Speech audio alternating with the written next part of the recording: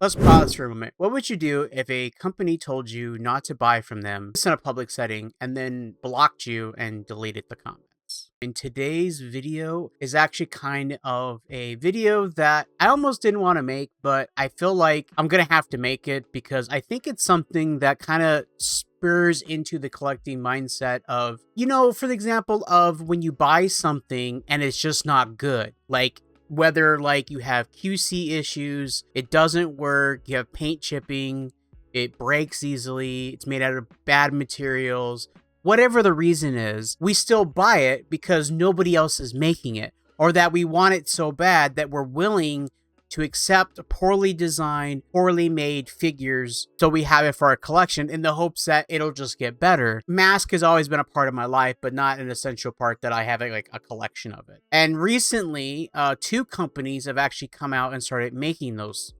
dreams for collectors like me and even the diehard fans that still have their original vintage G1, for lack of better term, mass figures, would be Ramen Toys, The Loyal Subjects. Now, I do have a display in my collection of mass figures, and I have that initial first wave of the Loyal Subjects, but I did not buy the Ramen Toy ones. Now, I didn't buy the Ramen Toys ones for a number of reasons. Essentially, Ramen Toys, whether it was the owner, an employee, or it could have just been a chat, told me in a conversation on a public platform, this public platform being Facebook, then don't buy them. And when it happened, my brain went into two things. One, I was completely shocked a company would even do this. And I had a conversation with a friend of mine because I was actually on my lunch period when this happened. I'm going to read my comment because the comment's what started the whole thing. I saw the post and I didn't realize it was even on Ramen's official page, on their Facebook page. I didn't even realize that because I'm just on my phone just scrolling. And essentially, I started reading the comments and other people were saying, yeah, I can't believe, like, I've had this issues, and Ramen Toys is commenting saying, like, if you have an issue, I think the initial post was, if you have an issue, we would rather you just contact us at this email address and we'll issue you a refund than going online and complaining about it. Which, again, as a consumer, I have every single right to complain if a product is not good. I'm going to read it verbatim. I do have screenshots because that was the second thing that I hit. It's like, oh, I should screenshot this and make a video out of this because that is crazy. I couldn't believe that he told me don't buy. But we're going to get into the video now. We're getting into the meat and potatoes now. Let me go ahead and read the comment here. The question you need to ask, why is this happening? Why is there QC so bad? I'm sorry, but I'm not going to buy something just with the high risk of it breaking just to return it for a refund. Offering it is good, but it should just work. Hot take, maybe. Have we reached a point we just let this slide because we want people to make things? And that's kind of what I talked about earlier. Now, again, I use the term high risk and QC is so bad. That's, again, my fault. I probably shouldn't have worded it that way.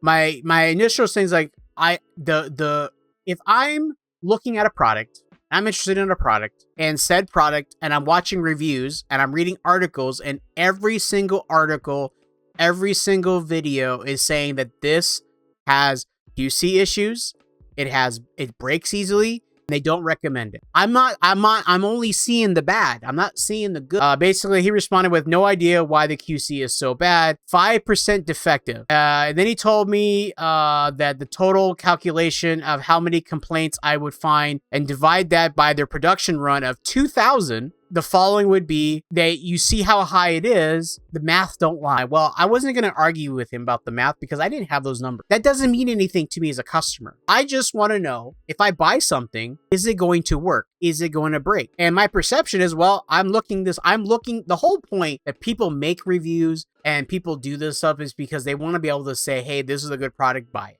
Whether or not that's their intent or not. When someone goes on Google or goes on YouTube and searches for anything, but just the fact that they would say, don't buy, I sat with it for like a few seconds, I was like, okay. So I'm a potential customer and I'm saying that, hey, I've seen a lot of QC complaints about this thing and I'm just worried about buying this product because I don't want to go through that hassle. I said, I'm not going to argue the math. I don't have the numbers, but as a customer looking to buy, but to publicly tell somebody not to buy then, it's kind of blowing my mind right now. But yeah, I'll do that.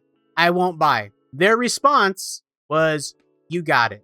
Now, right after that happened, I took the screenshots and I sat with it. And then on my Facebook page, MajinPlanet's Facebook page, made a post. And the post that I wrote was, I've never had a company tell me don't buy because I speaked up about massive QC issues like you don't want my potential business. So, okay, don't know how to take that. I never mention Ramen Toys. I didn't. That post is still on my Facebook page right now. I didn't share any of the screenshots. Didn't say who it was. I didn't say what it was about. I just said it blows my mind that a company would tell me not to buy because I questioned and spoke up about their QC issues. But it was after that, because then I went back to see if they commented again. Actually, I think they did leave a comment, because I did get a notification. It said 11 minutes ago, but when I clicked on it, I couldn't see it. And I was like, well, that's weird. And then I searched Ramen Toys and I couldn't find them. And then, of course, I switched back to my personal Facebook page, searched for them, found them, then shared the link to myself on my main page, logged back, switched back to that account, and then I couldn't see it. So I was like, they've blocked me. The comments happened on the comment thread with us were gone. Now, mind you, I made my comment and he commented like 4 times before I even responded. So then I started looking into it after that. So I started looking into the QC discussion. Was I out of line? Was I just in the wrong? QC is a tricky subject. And this is important because when you find a bunch of complaints online, it doesn't let me calculate whether or not it's the percentages like 2%, 5%, 10%, or anything else. I even just to do my due diligence, I Google search Ramen Toy QC issues, and even the AI overview said that there are the multiple reports of not just recently, but in the past of Ramen Toys having QC. They do offer replacements and refunds on their official site and through like on their Facebook page. They've like and the thing is, I even pointed out that I think it's a good thing that they're offering refunds, that they're offering that, hey, we realize this turned out bad. We're going to give you guys a refund. No extra charge. Like, that's good. To tell a person that you don't know, a random customer, hey, don't buy from us. You know, they could have just ignored me. I'll either not go and individually respond to every single comment saying it's bad, or I'm going to make a video like this explaining what happened, my apologies, and what I'm going to do to rectify it. Or, like I said earlier, I'm going to respond to it in a professional manner, because at the end of the day, this is business. And when you let personal feelings get in the mix of business, that's when things go bad. Perfectly clear. I am not asking for the pitchforks. I don't want people going after Ramen Toys, but I want you to stop and think about this for a second. I want you to ask yourself, if a customer service representative of a company told you, hey, in a roundabout way, don't buy can be to me, it felt like, well, okay, you don't like it, then don't buy it. Then I won't. And they're like, good. But it is a loss. It's a potential loss of your reputation. You always got to protect the brand, no matter the cost. Protect it. Don't do shady stuff, of course, but don't do anything that would potentially hurt the brand. And I feel like their comments hurt their brand in my eyes. Now, I'm not telling you what you need to do with this information. You can still buy Ramen Toys if that's what you want.